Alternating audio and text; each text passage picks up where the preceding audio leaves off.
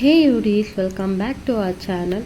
So இது என்ன video அப்படின்னா, ஓட்டிங் டே நடந்துச்சு இல்லையா கர்நாடகாவில். ஸோ அதோட ஒரு குட்டி விலாக் தான்.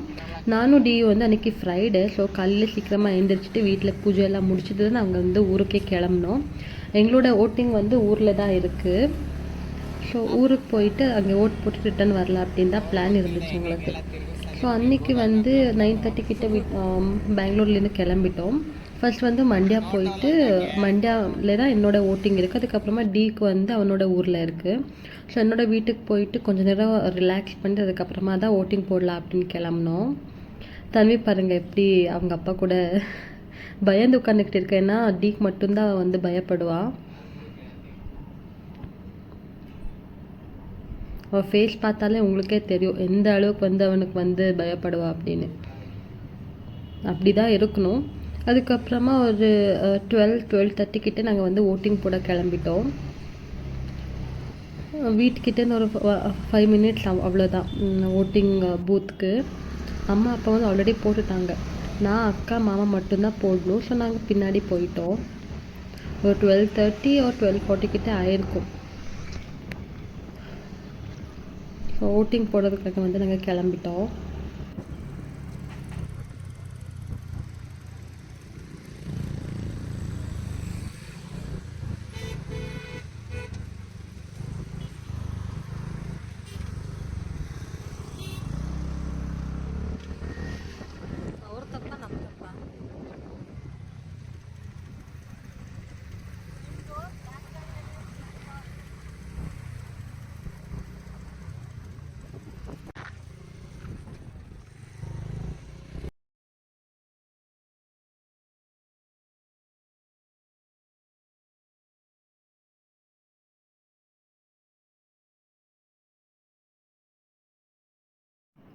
ஓட்டிங் போடுற இடத்துக்கு வந்து வந்துட்டோம். அந்த பிளேஸ் மீன்ஸ் அந்த பூத் இருக்கு இல்லையா, ஓட்டிங் பூத், அங்கே வந்துட்டோம் நாங்கள்.